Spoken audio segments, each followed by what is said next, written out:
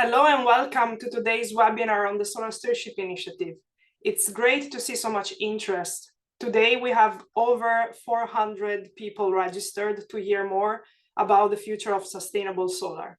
My name is Alexia Ruvoletto and I'm Senior Trade Policy Advisor at Solar Power Europe, and I've been working on the Solar Stewardship Initiative since the very beginning.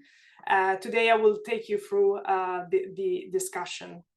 So to kick off, as people continue to join, we will start with interventions from the heads of the SSI, two founding organizations, Solar Power Europe and Solar Energy UK. I'm happy to introduce a statement from Walburga Emmetsberger, CEO of Solar Power Europe.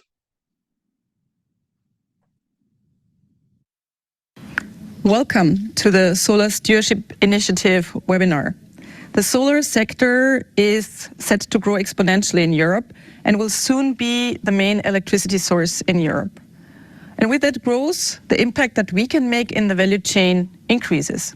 The Solar Stewardship Initiative, the SSI, puts this responsibility to action and works to ensure the energy transition is just, inclusive, and respects human rights.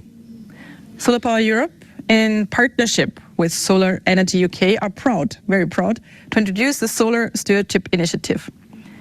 The initiative is supported by more than 60 solar companies covering the whole solar value chain and a significant share of the European solar market.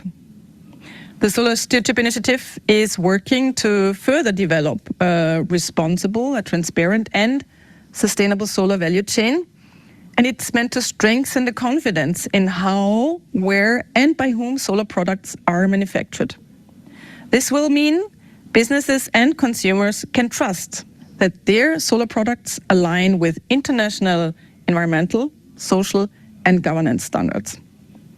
After a successful pilot and multi-stakeholder consultation, we have published the final Solar Stewardship Initiative ESG standard and are now opening the application for the 2024 memberships.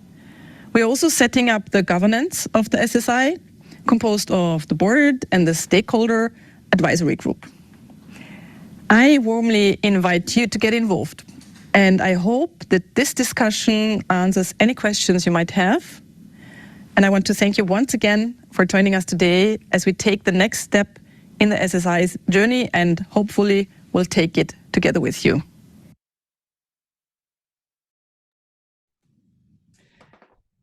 As Walburga mentioned, the SSI was founded in partnership with Solar Energy UK.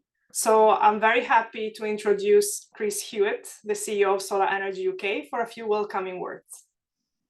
Thanks, Alexia, and very much echo what Walburga said in that message. Solar Energy UK is too extremely proud to be launching this initiative in partnership with Solar Power Europe.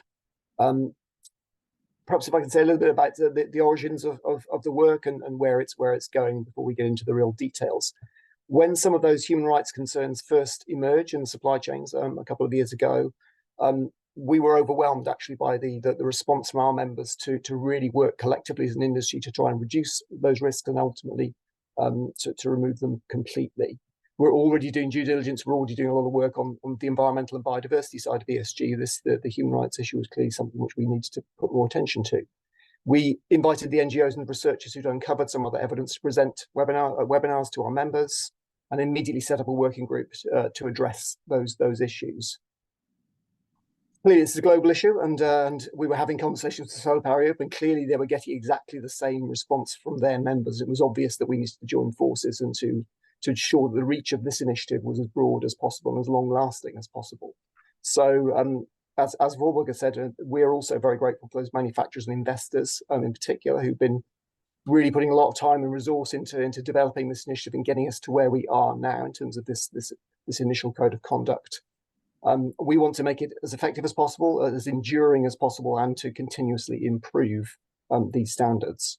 So it's the first phase really of a long-term project. This is not the final word. It's in many ways it's the first word.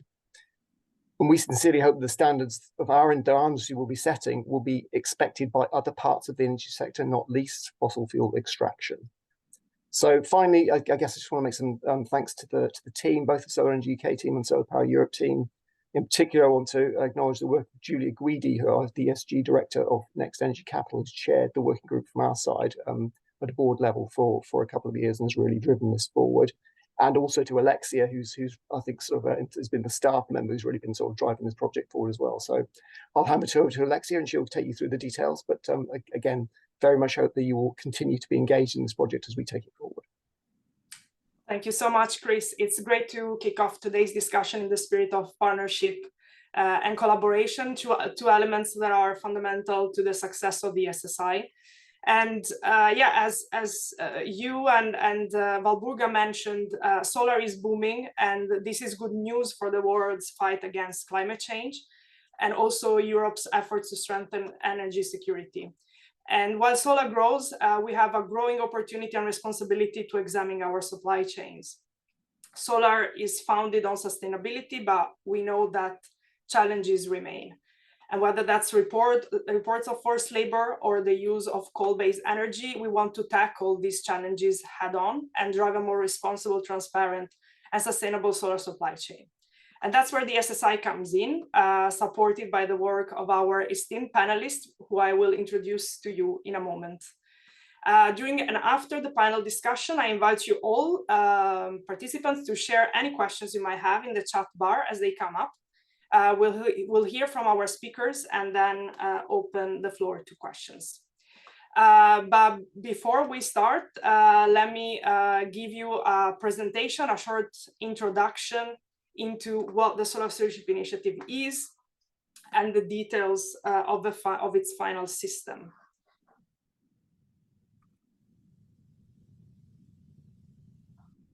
So the Solar Stewardship Initiative is a solar-specific sustainability assurance program, which is designed to further develop supply chain transparency and strengthen confidence in how, where, and by whom products and solar components are manufactured. Its approach is unique and based on two pillars: ESG assurance and supply chain traceability. SSI is currently supported by over 30 sponsors and over 60 leading organizations across the whole solar value chain, including major EU and global players from the PV manufacturing side. And these organizations include 5 of the top 10 PV module suppliers globally, and the leading solar project developers across Europe and the UK. The SSI approach is supported by leading international financial institutions, and we have a panelist that will tell you more about it in a moment from the IFC World Bank Group. Now on to the core objectives that the Solar Stewardship Initiative is working towards.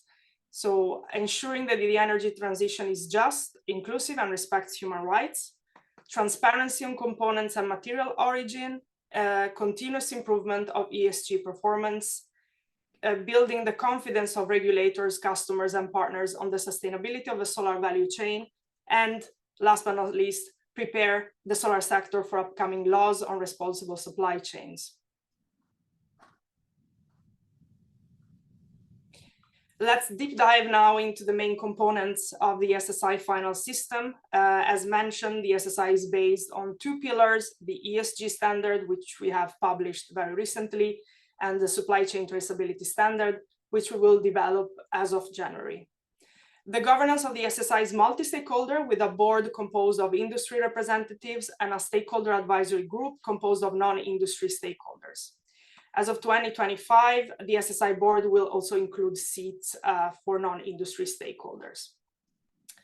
The SSI has its own specific assurance process based on independent third-party audits and site-level certifications. I will explain this more in detail further on.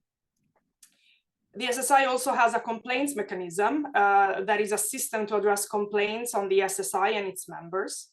This does not replace a company's grievance mechanism, which is mandatory in the ESG standard. Complaints can also be outsourced to external providers and third parties to avoid conflict of interests.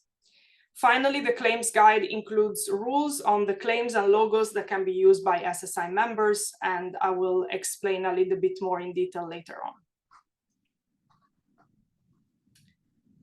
So the ESG standard, which used to be called SSI code, is based on internationally recognized standards, certification, and guidelines that you can see in this slide, we haven't reinvented the wheel, but we have mainstreamed all of these standards into the ESG standard. This standard will be completed by a supply chain traceability standard, which we will start working on in January, as mentioned. But nevertheless, the ESG standard already includes a responsible sourcing requirements, which are preliminary to supply chain traceability. And as you can see here, by adopting the ESG standard, the companies in the solar value chain will demonstrate their commitment to promoting sustainability best practices in the three areas of environmental, social, and governance. And manufacturer members of the SSI will be assessed on these requirements. The standard, as Valburga mentioned, has been strengthened following the pilot and the multi-stakeholder consultation, which were both concluded last summer.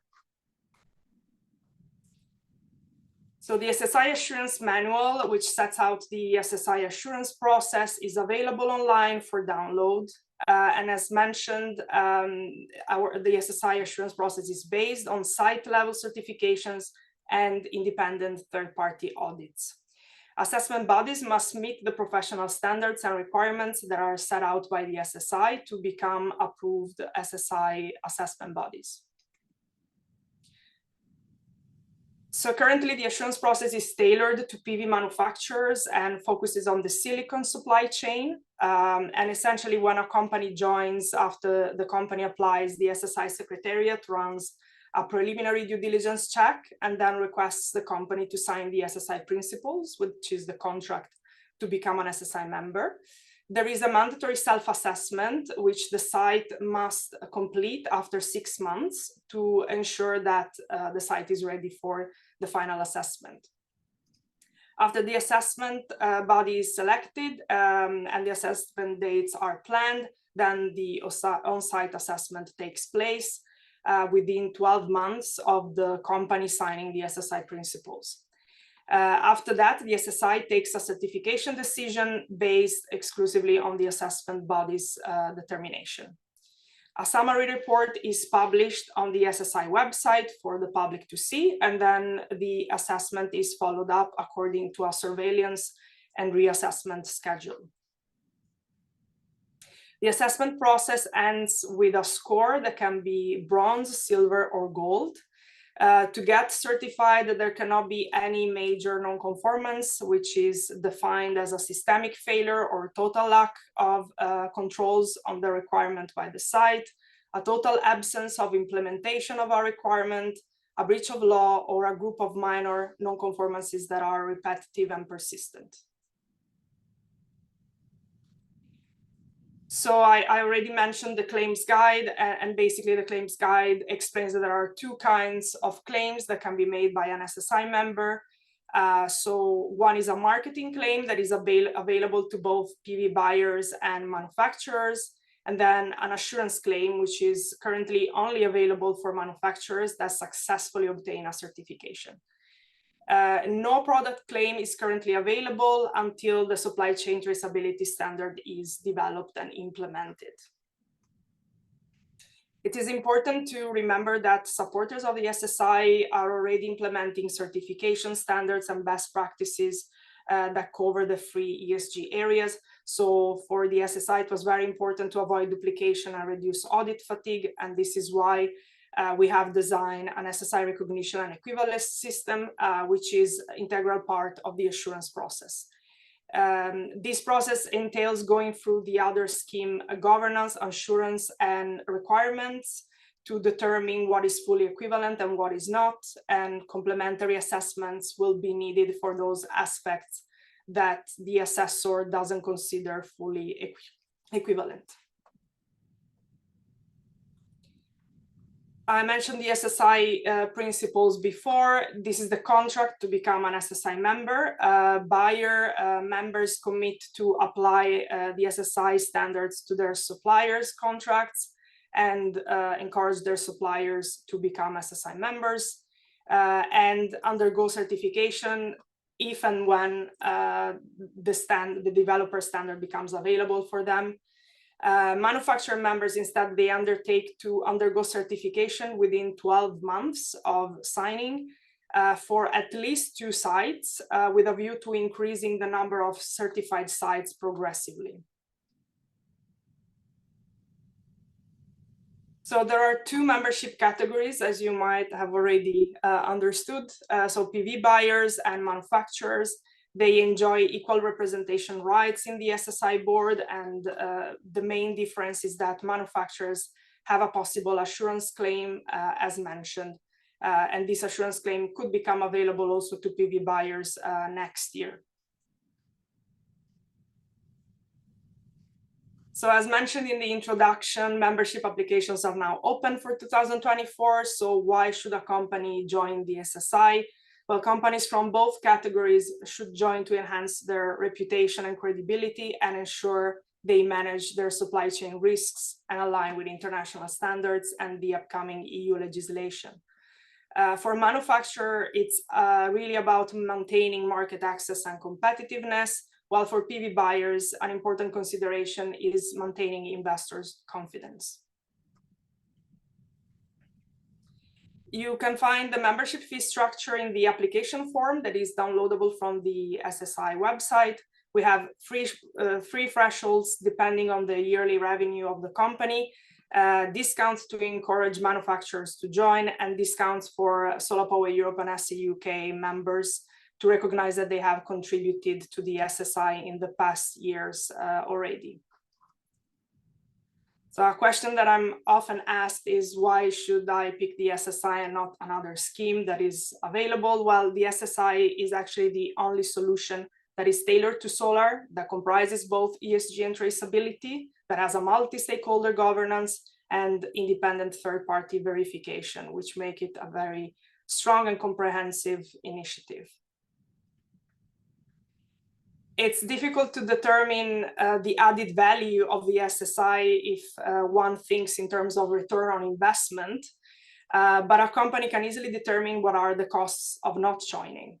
And these include high compliance costs of complying with upcoming EU legislation, reputational damage for the company and the solar sector as a whole, missed business opportunity, regulatory risks, supply chain uncertainty, and competitiveness loss. The SSI will be officially launched on the 7th of December at the Sustainable Solar Europe event in Brussels. And we will start working on the supply chain traceability standard, as mentioned, in January. We also have planned to work on a developer standard so that also developers can get certified in the course of next year, but this has to be further confirmed. And the first ESG certification assessment will take place in Q3 and Q4 2024. So we'll have the first certifications by the end of 2024. Finally, how to join the SSI. So there is an application form that is downloadable from the SSI website. You can fill it out and send it to contact@solarstewardshipinitiative.org. You can also contact me personally. And if your company is interested in running for a board seat, please send your candidacy to either me or Gemma Grimes at SE UK. And only companies that have signed by the 1st of December will be featured in the launch event on 7th December. So if you want to be part of the launch, your company better hurry up. And finally, let me conclude by inviting not only industry stakeholders, but also stakeholders from civil society, the finance community, and academia to send their expression of interest to join the stakeholder advisory group. So thank you, and you have more information on the newly updated website of the Solar Stewardship Initiative.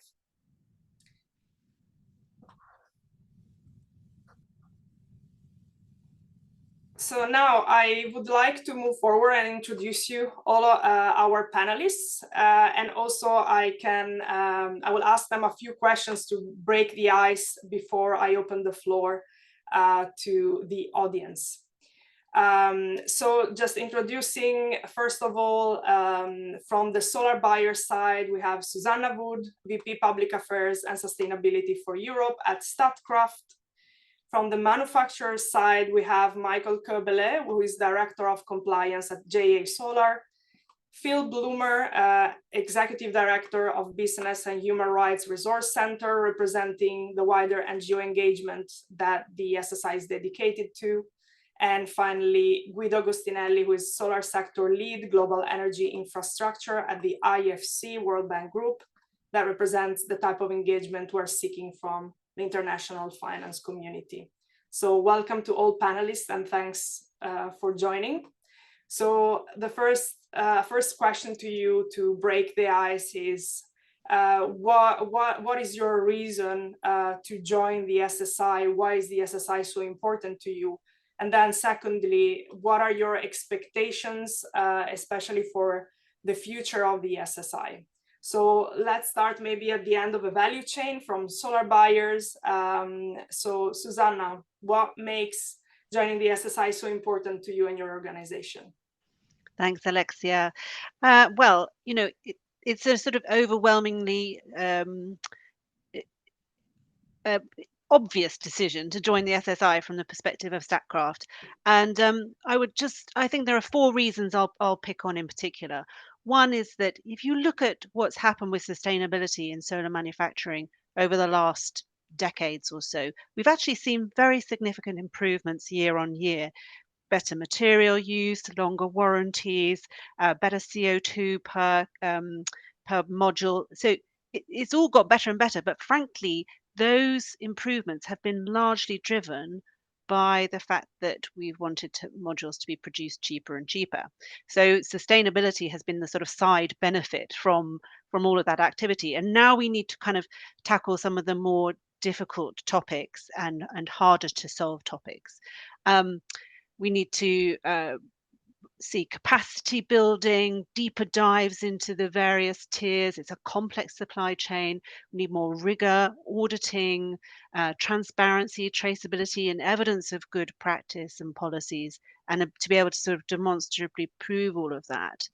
At the time that I was joining Statkraft, I had a first meeting with the global head of sustainability there, and it was just at the time when these very concerning reports were emerging around what might be happening in polysilicon. And she said, that you have to tackle the problem head on, and also you have to tackle it as a sector. You can't do it in isolation. This needs to be done as a team sport, that we need to work together on fixing these issues. So that's one reason, is just that we need to grapple with these harder to deal with sustainability topics. I think the second point is particularly unique, maybe for Statkraft. We're a Norwegian company. We are owned by the government, and that brings a particular kind of scrutiny and a set of standards that you need to achieve. We also have the addition of the Norwegian Transparency Act, which gives very wide latitude to members of the public or to journalists to really ask us some very searching questions about our supply chain, which they have taken advantage of. And being part of this really helps us to be able to answer those questions thoroughly. Thirdly, I mean, I don't know how many people on this call sell their projects or are buying projects, but we quite often sell our projects. And, investors have become more and more curious about what sits behind the solar project that they're buying and what standard it's being built to, which is absolutely fair enough. And I think that being part of this initiative provides some comfort to the fact that we are doing the right thing and we're trying to do things in the right way. But fourthly, I would say that I have not met a single person working in solar who wants a green transition at the expense of a just transition. These things are inextricably linked for us, and therefore, if we want to press on and maximize with the green transition at the pace at which we want it, it has to be a just transition at the same time. The interdependence between these two is real, and therefore, if we're going to hit our climate targets, we've also got to make sure that we are improving on the social side as well. So that we need to do together. It's a commitment from the industry to work together to achieve that. So those are our reasons for wanting to join. Okay, thank you so much, Susanna. And what are your expectations for next year and for the future in general? I'm really excited to see what's going to happen next year. It's a sort of first proper year in terms of operation of the Solar Stewardship Initiative. And so from a governance perspective, I'm looking forward to it being a distinct organization, and that can properly embrace the perspectives of a broader group of stakeholders. I think that's going to be extremely exciting. And from a content perspective, looking forward to seeing actual results. So results of the audits, manufacturers and buyers signing up to the standard, audits taking place, and the start of a journey towards continuous improvement.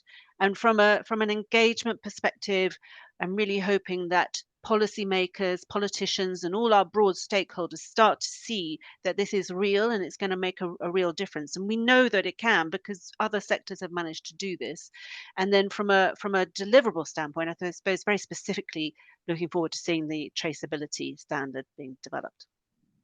Thank you, Susanne. Indeed, we have a busy year ahead of us. Yes. It has been quite an intense year, the past year, and now we're looking at even more action for next year.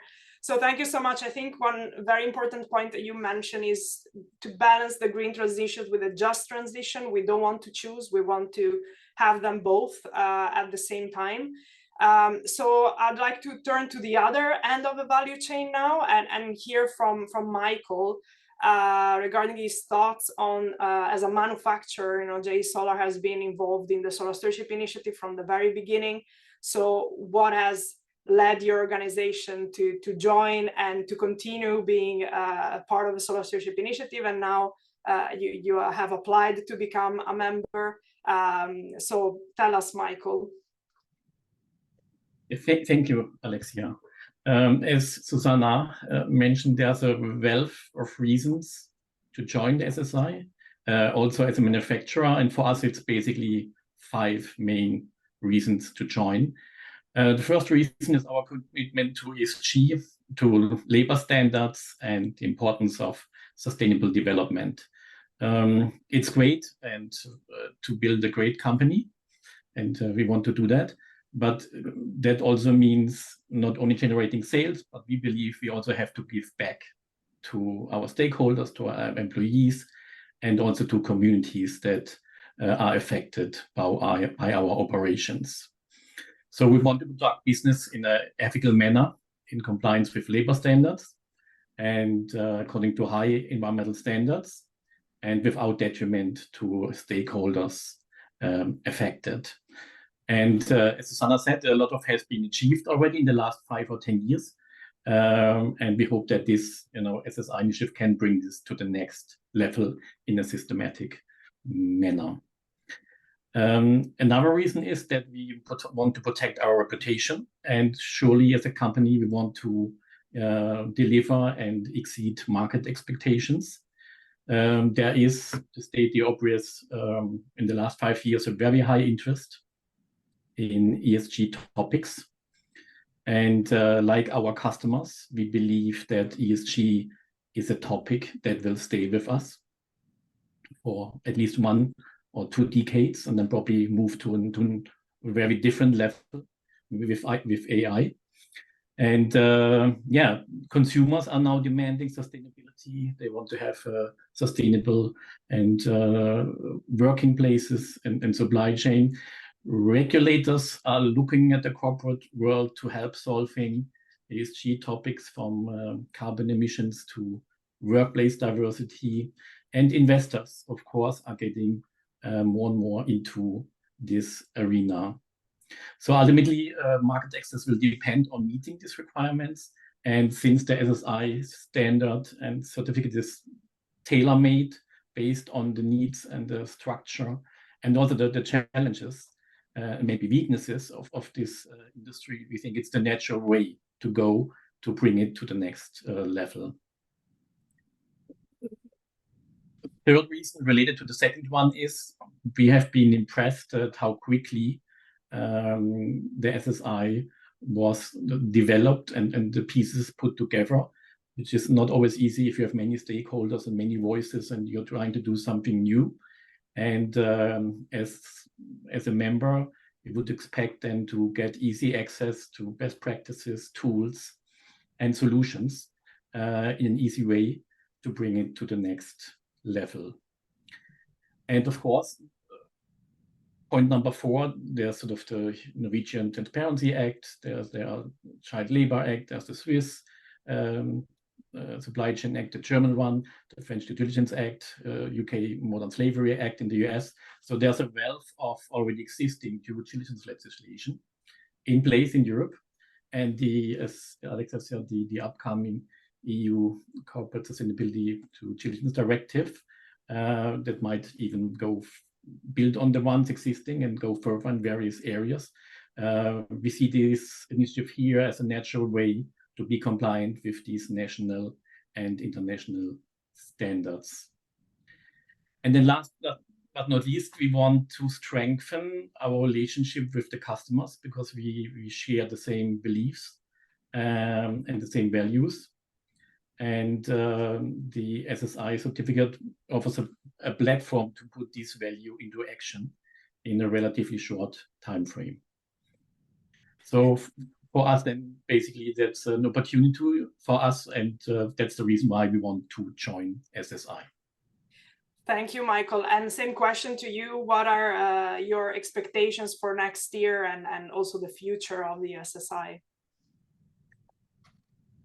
So like in the past, we would hope and we expect that SSI would continue the journey and becomes sort of the gold standard in the industry, which also has positive effects then, because then everybody can adjust to one gold standard, but it will make it easier for all stakeholders. As a second, as I think was mentioned in the chat, we are a vertically integrated company. So we would be looking forward also really to certificate down, also up the supply chain and wafer cell ingot level, and not be limited to the module level purely. And then thirdly, also as Susanna said, traceability is another topic that should be tackled. Currently, there's a real vacuum of or a gap, and there's demand for national and international guidance on how to do traceability and how to document this and how to prove it. And of course, we are seeing a lot of requests from the customers and all the different ways how to do it. If we have a common understanding of how to do this, this would be a natural win-win for everybody. Okay, thank you so much, Michael. I think what you mentioned about the traceability standard next year, I think it's really important that we continue the work that we have done with the ESG standard to really find a common standard for the sector, and also provide guidance, because as you mentioned, there's not too much out there, and also the legislation that is coming is still quite vague on the point. So it's one of the added value of SSI, I believe, to really accompany. It's called stewardship for a reason, because it accompanies companies to comply with the upcoming legislation and with the market expectations in general. So thank you so much for your contribution. And now turning to our distinguished panelist, Phil Bloomer from the Business and Human Rights Resource Center. So it's very interesting, the activities that you are doing at the Business and Human Rights Resource Center. Notably, you have this renewable energy benchmark, and I'm looking forward to hear more about it. And I believe that's work that you're doing that can fit with the work of the SSI. So yeah, Phil, why would you be interested in joining the stakeholder advisory group, and how do you see the SSI moving forward? So please, Phil, you have the floor. Thank you very much, Alexi. I mean, first of all, you know, as a human rights organization and a business and human rights organization, the single greatest threat to human rights on the planet at the moment is probably climate change. Therefore, you know, the success of an urgent clean energy transition really depends, as we know, on responsible business conduct in the renewable energy sector, and indeed the closing down of the dirty industries in the fossil fuel sector. And therefore, the creation of that fast transition.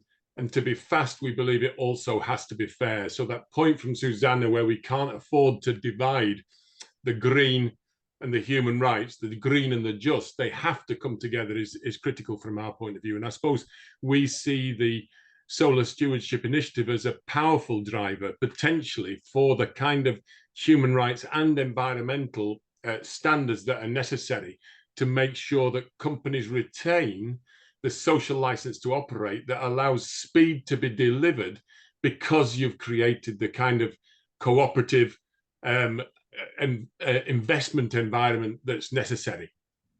Of course, the reverse is also true. And unfortunately, we're seeing, as we take up over 1,000 allegations of abuse from grassroots organizations around the world, we see far too many cases where everything from the critical minerals through to the manufacture, through to the installation of and operation of renewable energy, those standards are not kept. And therefore, for us, the profitability of this sector and its success in delivering speed really depends upon holding public trust, building indeed public trust over this next period. And therefore, also, as Michael said, it's critical to also avoiding the kind of reputational risks, the mounting regulatory and legal risks, as well as the investment risks that are there. For us, this is we have what we call the Just Energy Transition Principles, and they effectively say that for a fast and fair transition, the sectors, the investors and the companies have to really design their business models to deliver a shared prosperity, so that there's real benefit delivered to workers and to communities.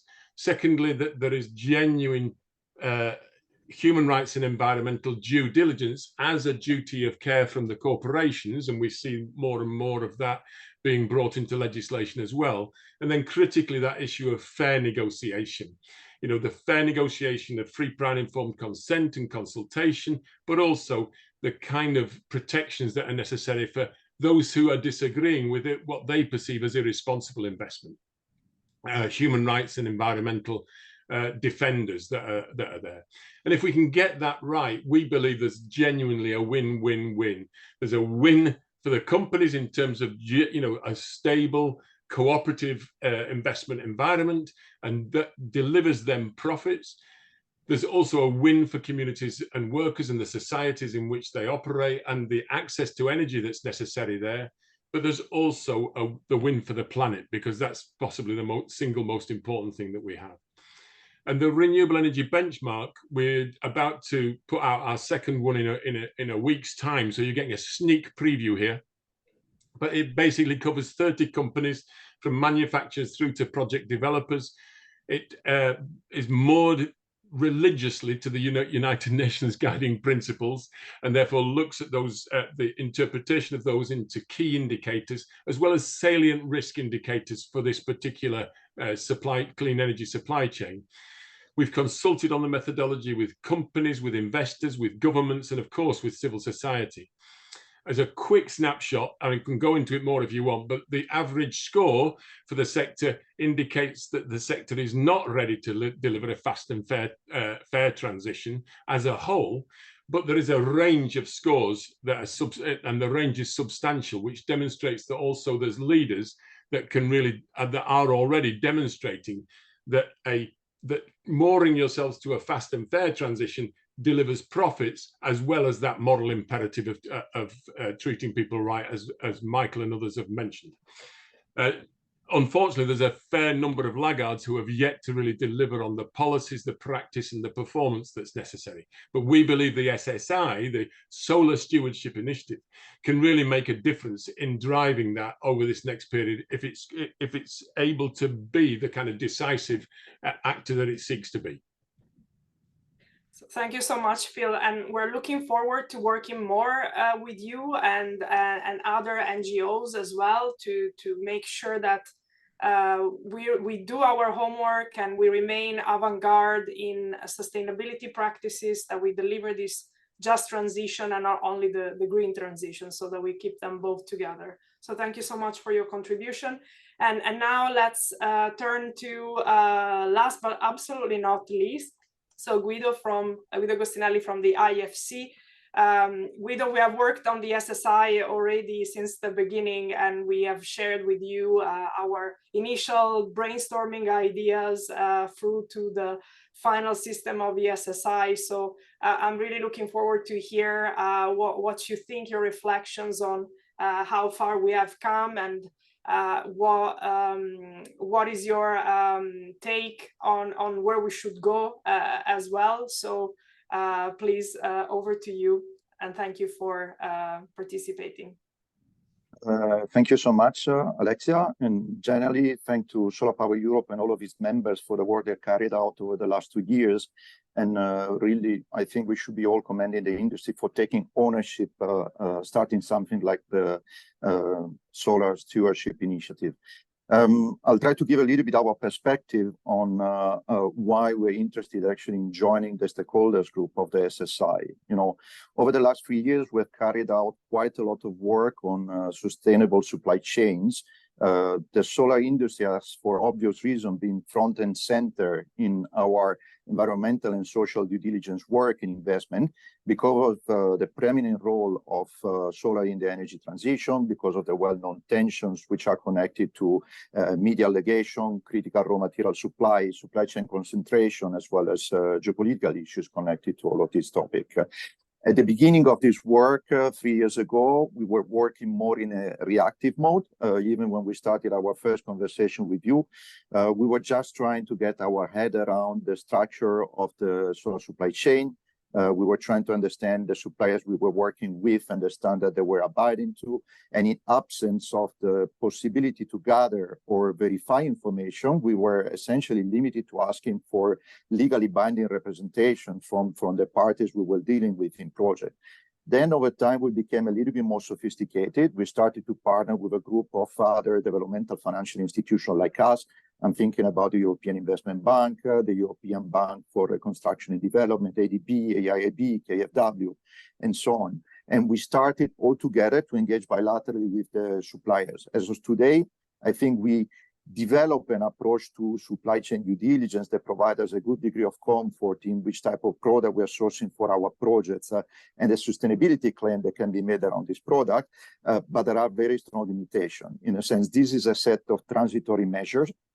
It's a makeshift solutions, the one we have, which only works for very large projects where we can exert our leverage directly. It's also not up to financial institution to carry out this.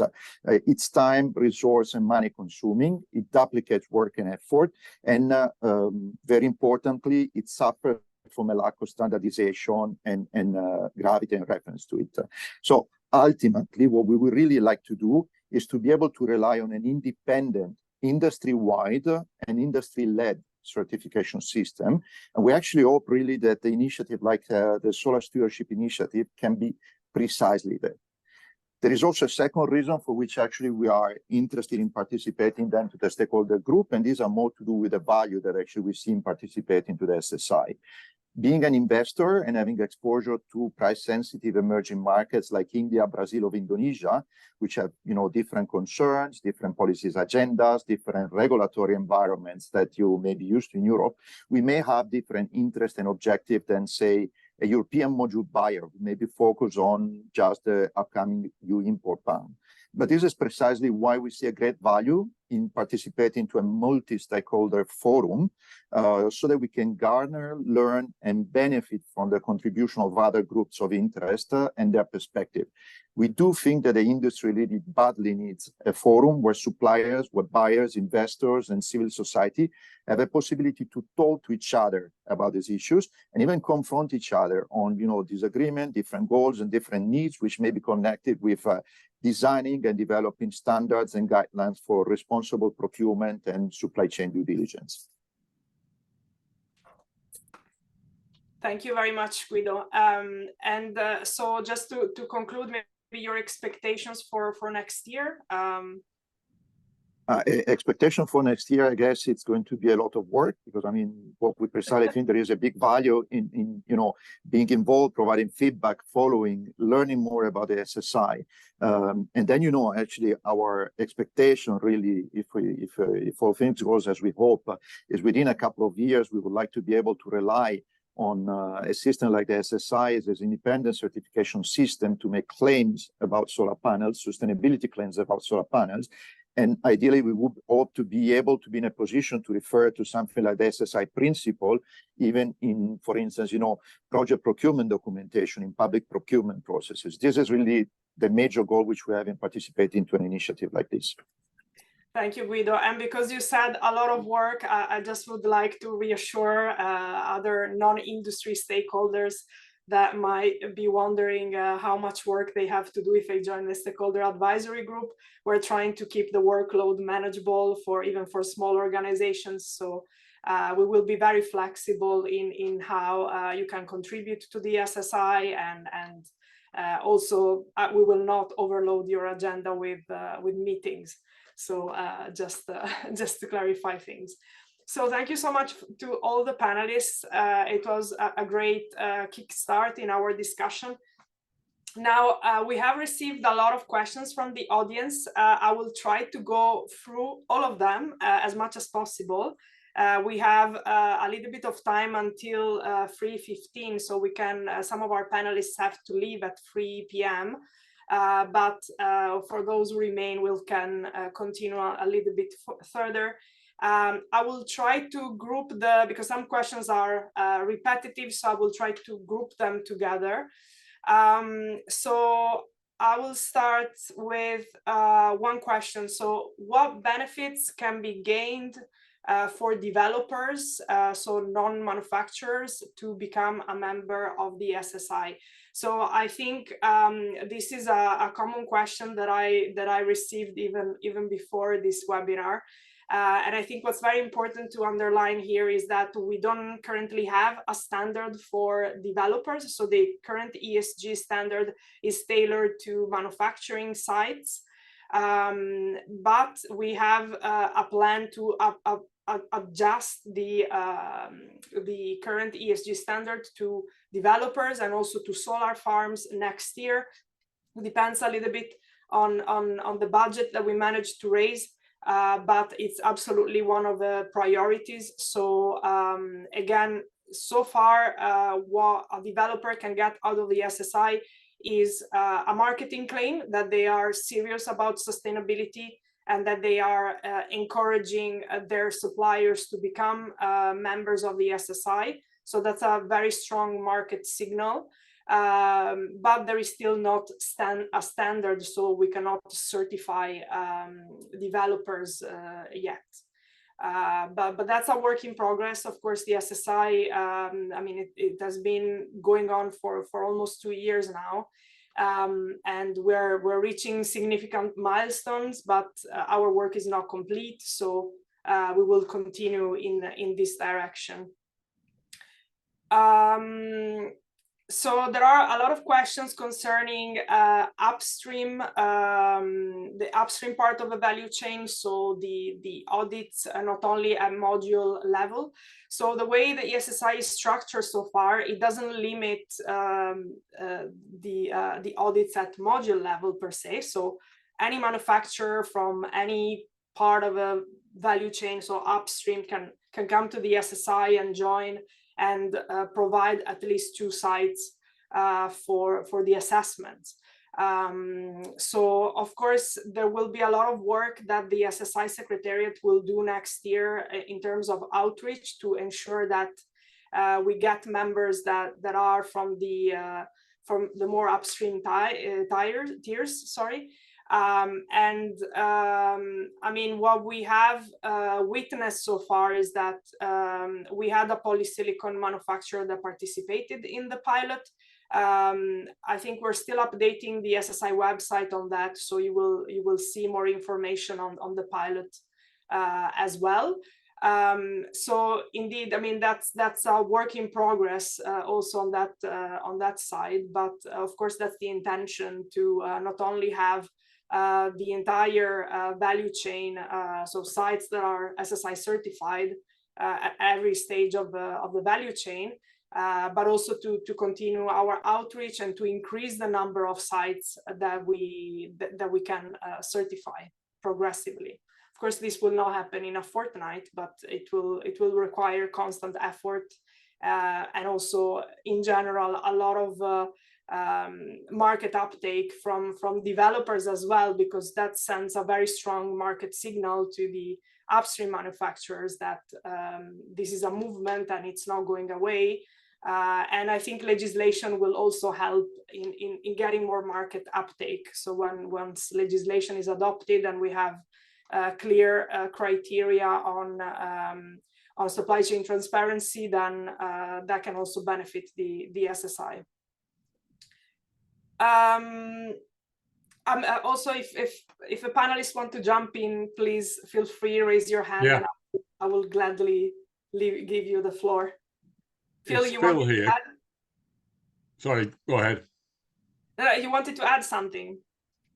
No, thank you. I mean, I think this is a very important issue, obviously, for everyone, and it's also one of, it's an Achilles heel of much of our work to get a fair and fast transition. I think what I'd highlight really is that, this obviously in high risk regions, which is what we're talking about here, but, in terms of polysilica and other elements, indeed including cobalt from DRC, etc. The issue really is that the UN guiding principles demand a heightened human rights due diligence approach, which basically means that, that in those circumstances, social audits are necessary, but pretty insufficient means of actually ensuring that you're excluding abuse from within the supply chain. So from that point of view, I think the effort has to be to find the ways in these high-risk regions, the ways in which that kind of assurance can be guaranteed. I think one thing that we would say in that light is that it also demands the leadership within the companies, and the leadership and that kind of board oversight, which is going to be critical also to the the Solar Stewardship Initiative. The board ownership that basically through leadership drives a culture of zero tolerance of abuse in the supply chains, rather than a kind of box-ticking exercise to due diligence, which is always the danger in these due diligence approaches. But if you take the risk approach, you look at the salient risks, and you're assessing them and having effective risk management and exclusion processes, you can get the kind of results that I know the Solar Stewardship Initiative wants to achieve. Yes, indeed. Thanks, Phil. And indeed, so the SSI is based on audits, but it's not just audits. Of course, that's why we wanted to go for a multi-stakeholder governance, because that ensures that we get constant stakeholder engagement where the audit cannot reach. At the same time, it's also important to remember that the assurance process that we have set out relies on 3 elements. So worker interviews, site walkthrough, and documentation review. And all of these elements have to be there in order to successfully complete the audit. So that is a prerequisite. We cannot audit in regions where this is not possible. So this is the current makeup of the SSI. So our goal is to ensure that we know where the products that are coming into Europe are made in a certain way. And that is the current leverage that the sector has. Of course, that doesn't mean that we, on the contrary, I mean, we will try to extend this leverage as much as possible. And the SSI can be a great tool in terms of working also with governments to increase this outreach more and more. So I think that was a very interesting question. There is another very interesting question regarding added costs. So obviously there is a concern that all of these initiatives can bring more compliance costs and make European manufacturer less competitive. So the SSI is designed for manufacturers all over the world, so not specifically in any particular region. But of course, it has a focus on the European market, at least currently. For us, I mean, it's really about rewarding the sites that are the most sustainable ones. And that's why we also have this recognition and equivalence process, because many European manufacturers already have certifications in place, and that can considerably speed up the audit process for the SSI and therefore reduce costs. So yes, there are costs, but we have taken into account also the size of the company in the membership fee structure. So for small companies, you have a reduced membership fee. And regarding the auditing costs, which I see a lot of questions about that, they are separated from the membership fee, so they're not included. And that's why we have a manufacturer discount, because we take this into account, that manufacturers not only have to pay for the membership fee, they also have to pay for the auditing cost per site. So these are fees that are not possible to be calculated right off the bat. So we need to know which site and how many workers are at that site before we can get an estimate from the assessors on how much the audit would cost. So that's why they're separated. Yeah, so we have kept this in mind to minimize costs. And again, legislation is coming, is not going away, and the SSI is about lowering your compliance costs rather than adding, because in any case with legislation you will have to, if you don't have the SSI, then you have to do it in-house, and you need to hire consultants, specialists, and do all of the activities that the SSI does. Only you do it alone, and you probably have less leverage as well, so it will cost more. So going through the questions, they're increasing. I'm not sure we will be able to tackle all of them.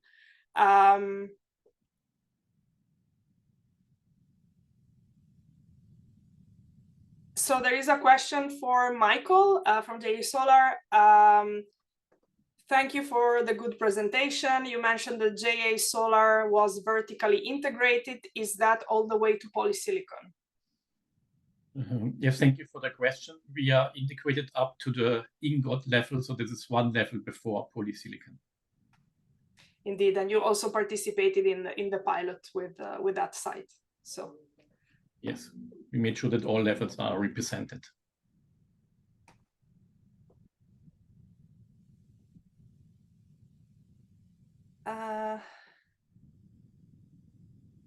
So there is a question regarding the traceability standard. When will it be implemented with participating manufacturers? So we're starting early on in January to work on it. Of course, I mean, if you look at the SSI website, we explain how we set standards. We follow the ICL framework because the SSI ambition is to become a real standard. So we have to go through drafting, then a pilot, and then public consultation at the end. So unfortunately, this process takes time. But it's also important because we want to have contributions from all stakeholders, so industry and non-industry. And it's important that we also make sure that the standard covers the needs of all of these stakeholders. Realistically, we should be able to have a final version of the product traceability standard towards Q3 of 2024, and complete the public consultation as well. So yeah, probably as we did for the ESG standard, that's the timeline that we followed, although it took us longer for the drafting. But now we have experience, so we think we are going to go faster. Yeah, so the first audits, the first assessments could be in early 2025. We're trying to be faster than European legislation, so that's also one of our goals.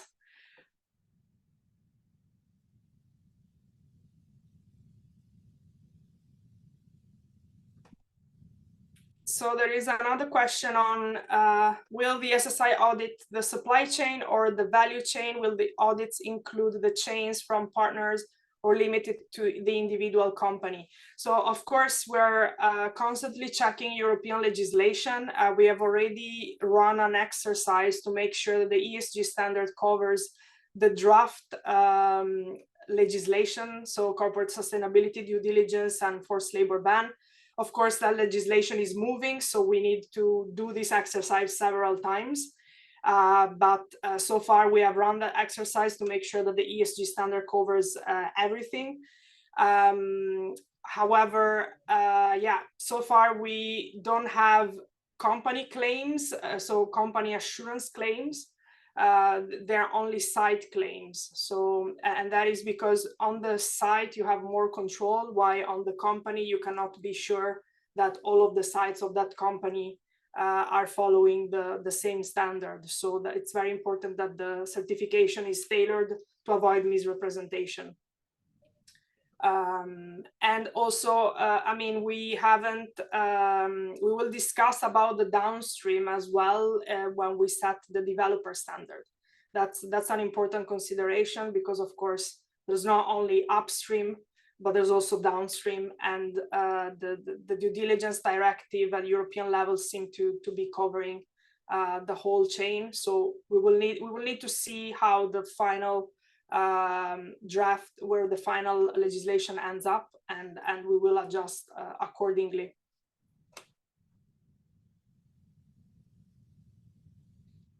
Yes, so somebody is saying, in case you cannot tackle all questions, it would be great if you gather every concerns and send answers to participants later on. Yes, that's what we plan to do. So everything that we cannot answer now, we will collect and send email. I mean, we have your data, and we will reply to you. Let me see if I can clarify yeah, there's somebody asking how high are the costs for producer per year, roughly including auditing. So we have estimated, of course, it's a bit difficult to estimate because it depends on the number of workers at the site, and so the size of the site. But an average fee could be 15K for auditing, 15,000 euros for auditing a site of average size. So another question, will the standards, the SSI standards, be referenced in government auctions? Do you envision a market set premium for SSI models? So we are working on it. We would like to have official recognition in government auctions and also in legislation. I mean, what we have been pleased to see that, for example, the position of the European Parliament on the forced labor ban mentions multi-stakeholder initiatives, and the SSI is a multi-stakeholder initiative. So we're pleased to see that there is some already some reference to these platforms. However, we think we can go even further than that, maybe in secondary legislation, to get an even better recognition that the Solar Stewardship Initiative is the one-stop shop for solar, at least. So that is one of our goals as well.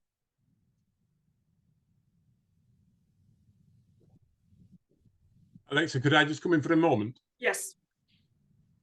Thank you very much. Sorry, I'll just turn my camera on. I can find it. There it is. So I just wanted to add in on a couple of things there. I think the first thing is, you know, it's absolutely right and essential that people are looking at the costs, but I think it's also critically important that people are looking at the savings. You know, our experience is that there's the savings of doing things right in terms of ensuring that you've really tried to expunge the worst of abuse and environmental harm out of the operations and supply chains, generates an enormous amount of savings for the company. If you look at some of the calculations of the costs of getting things wrong in terms of the enormous, just take, for instance, Rio Tinto's lithium mine in Serbia, you know, an enormous 500 million 500 million of sunk costs in that, lost because the they lost the social license to operate and then the government's license to operate. Those are the kind of things that we're seeing, not just in critical mineral extraction, but also in the renewable energy. So the opportunity for savings by getting it right first time and speeding up the operation rather than slowing it down through community opposition is very, very important. And then just that other point for me on this issue of it's very important, I think, that there's collective advocacy for the kind of incentives that responsible renewable energy needs in terms of those issues of public procurement and public auction, to make sure that those companies that are seeking to do much more of the right thing build the reputation of the sector, which has, let's face it, the energy sector has a long history of riding roughshod over the rights of workers. I'm not talking about renewable energy, I'm talking more about the fossil fuels. But really building back that reputation is something that should be rewarded by governments through those public auctions and public procurement. So I think that those are just a couple of things there. The only thing I would add is that I don't believe multi-stakeholder initiatives will become a safe harbor, but it is a real guarantee. But something like the Solar Stewardship Initiative will become something that is a means by which companies can ensure they've got the right standards in place. Thank you, Phil. I couldn't have said it better. Thank you so much. So there was a question about the carbon footprint. So could you please elaborate in the carbon footprint measuring methodology you use? What is the math behind the measures? So currently the SSI doesn't mandate any calculation method. I mean, we have a requirement regarding plans of the facility to reduce its carbon footprint. However, we know there's a huge debate going on the carbon footprint calculation methodology. We're also waiting for European input on this, because we know the European Commission has developed their own calculation methodology, and for the SSI, European legislation is kind of a reference point. So we will adapt once we have legislation, the eco-design legislation that's also developing, so not yet at its final stage.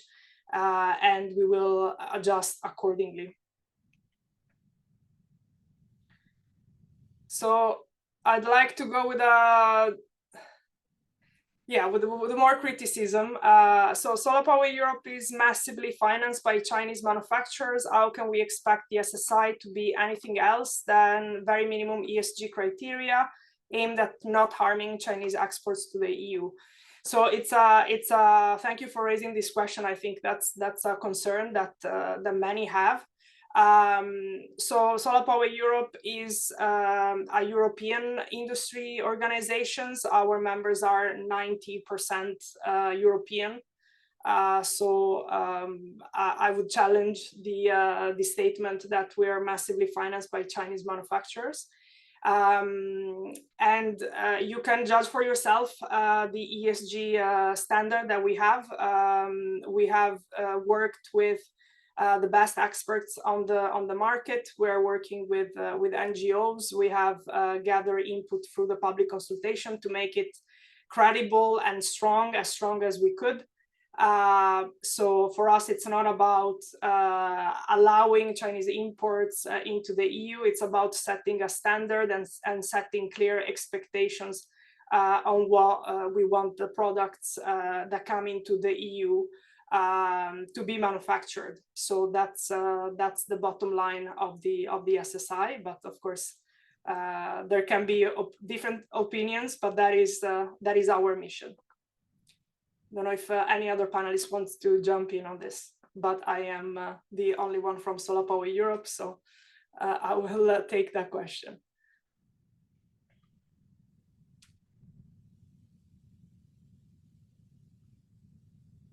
Moving on to other question. Does the SSI chain of custody standard mean, or will it mean traceability to the source? So the idea is to trace to the mine, yes. Of course, we haven't started discussing yet on the details, and that's something that I think that we will have a very interesting discussion coming January, and we're happy for you to provide input, for you to join the SSI and be part of this conversation.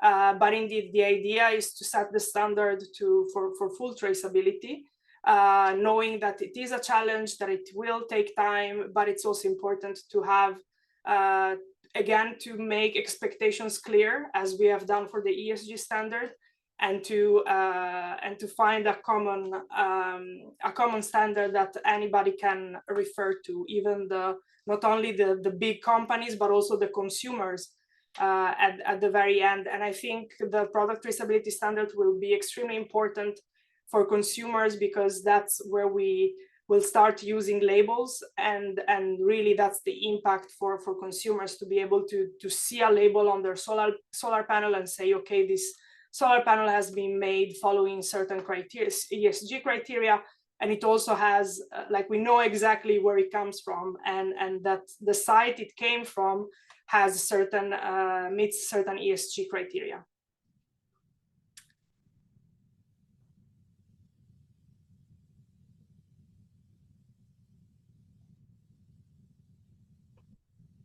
So we have problems to receive data from our manufacturers. Indeed, so this is one of the reasons why we started working on the Solar Stewardship Initiative. And that was because there was not enough supply chain transparency. So there's no clarity on what is the standard even for transparency. So that's why we have started in this journey. And the idea is to progressively increase that supply chain transparency. So that's why, again, next year we'll bring about new considerations on supply chain traceability and a standard.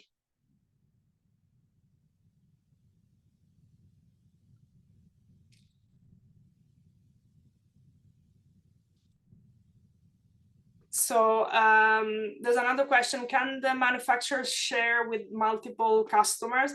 So we are developing next year a digital platform for the SSI. And the idea is that we haven't sorted out the details yet, but the idea is that this digital platform allows for data sharing. Yeah, the idea is that you have one audit that can be shared with multiple customers. So that's what we're working towards. And of course, one of the concerns that we will take into account is the confidentiality of information, and also to make sure that commercial sensitive information are not shared. However, just a reminder that the SSI is not about sharing confidential commercial information. So assessors from the SSI will not care about the price or the machineries that are used, or this kind of issues. And which leads me to another question on the SSI auditors. So is it, where will the site auditors come from? From existing certification bodies, a new type of auditor? What about auditor training and ensuring consistent application of the rules? So this is a very important question. We have a set of criteria for assessment bodies to become SSI approved assessment bodies. So the idea is that the auditors that are already out there, that are already professionalized, can apply, and provided they meet the criteria that we have set, so certain accreditations to certain standards, then they can become SSI auditors, and they can get accredited. And there's also training involved. So the SSI Secretariat will run these trainings, and also potentially we will see what's the budget like next year. But we can also have a shadow auditing, which would ensure that there's consistent application of the ESG standard, and the assurance process is performed in a consistent manner across the world. Okay, so I think we have finished our allocated time.